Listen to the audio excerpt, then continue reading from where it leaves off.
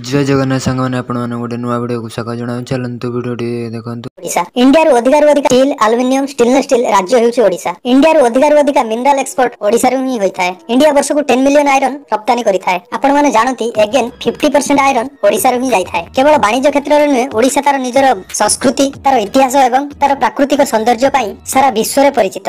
किंतु प्रश्न उठुछि एते सब संबल थाई मध्य हम ओडिशा काहे कि आज मध्य गरीब राज्य मानक मध्य रे गणा जाउछि। काहे कि ओडिसा रो युवक माने बाहर राज्य को जाउछन्ती दादन खटिबा। चलंतु फ्रेंड्स आज ई वीडियो रे जानिबा ओडिसा रो 5टी इश्यू विषय रे जहा कि तार ओडिसा रो लोक मानकर नुहे तार इकोनॉमी सोसाइटी और एनवायरनमेंट को बहुत मात्रा रे अफेक्ट करूछि। प्रथम इश्यूटी होउछि हम ओडिसा रो हेल्थ केयर सिस्टम। साधारण लोक को स्वास्थ्य एवं निरामय पई सरकारनकर केते कोन योजना हेले वास्तव रे एही योजना कहा पई चले एवं किए उपकृत होगंती ताहार हिसाब किंतु कहा पाखरे नाही। कोटी कोटी टका खर्च होई मेडिकल टी हेउछि किंतु जे उद्देश्य रे यहा हेउछि ताहा पूर्ण होई पारुना। प्रति वीक रे एमिति अभावनीय चित्र आपन सामना को निश्चित आसुथिबो। द्वितीय इश्यूटी होउछि ओडिसा रे हेउथिबा करप्शन। ग्लोबल करप्शन बारोमीटर 2022 रो रिपोर्ट अनुसार एशिया रो सबुठु अधिक करप्शन हम भारत रे हेउछि। एही करप्शन केवल ओडिसा रे नुहे एहा एक नेशनल इश्यू। सरकारी कर्मचारी माने सरकारी आत्मस्वार्थ करिबा किछि नुवा कथा नुहे। ओडिसा रे एहार अनेक उदाहरण रहिछि। तबे रिसेंटली धीरज साहू जणे कांग्रेस नेता तांको घरे विजिलेंस चढ़ऊ कला परे जेउ तथ्य सामना को आसीछि ताहा उच्च पदस्थ सरकारी कर्मचारी माने केउ स्तर रे दुर्नीति करि पारंती ताको पदारे पकाइछि। ओडिसा रे प्रत्येक डिपार्टमेंट आ गवर्नमेंट ऑफिस रे दुर्नीति रो चेर एते तळकु जाइछि जे ताको समूळे उपाडिबा सहज नुहे। आपण माने जदि एही संपर्कित केतोटी तथ्य उपरे नजर पकाइबे तो उपयुक्त कथार वास्तवता बुझी परिबे। National crime record bureau NCRB report अनुसार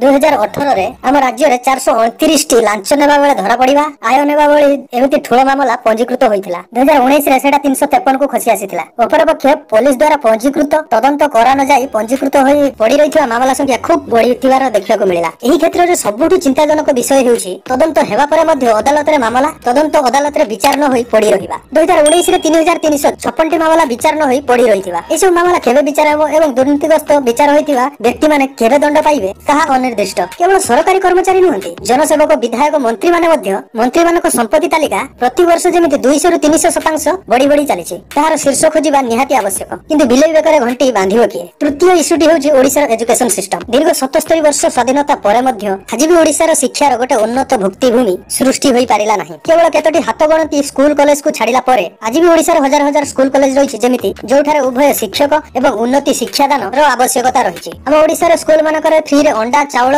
यूनिफॉर्म साइकिल तो निश्चित मिल जाउछि हेले फ्री रे उत्तम शिक्षा मिलि पारु नाही। इंडिया रे एनुअल एजुकेशन रिपोर्ट अनुसार पंचम श्रेणी रे पढुथिबा 50% पिला निजर बही पढी पारु नाहंती कि साधारण गणित टिए समाधान करि पारु ना। एथिरे जणा पडुछि हम शिक्षा अवस्था रे एमिति गोटे त्रुटि रहिछि जहा कि ओडिसा रे छात्र छात्री माने तांको जीवन रे आत्मनिर्भरशील होबारे असफल हेउछि। माल मांडा परीक्षा दे एडमिट कार्ड बाहर करछे। नुआ ओडिसा कार्यक्रम परीक्षा समय रे भी से तार प्रोग्राम जारी रखिछि। ए दक्षता बढ़िबो चाकरी बढ़िबो जो नवीन पटनायक हमर कहिसंती ए से तो निश्चित दक्षता बढ़िबो और जो पिला माने एग्जाम टाइम पे जो पढ़िया बदल रे जो माने प्रोग्राम रे पार्टिसिपेट करछन से माने कोन दक्षता बढ़िबो।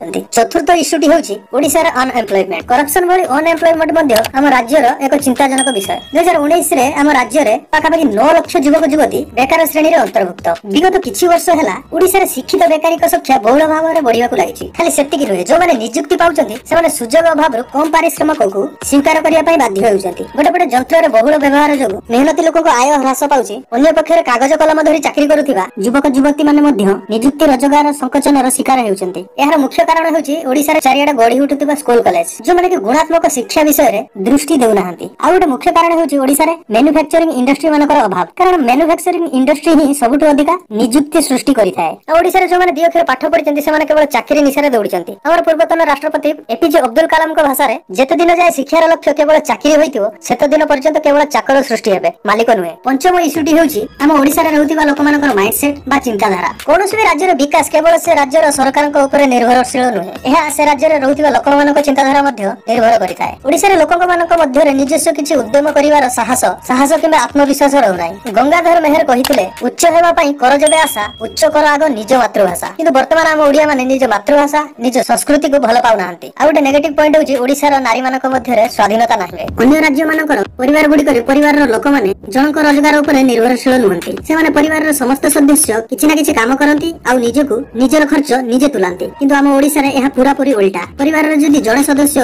रोजगार करछि देन पूरा परिवार तारी ऊपर ही निर्भर करिथाय।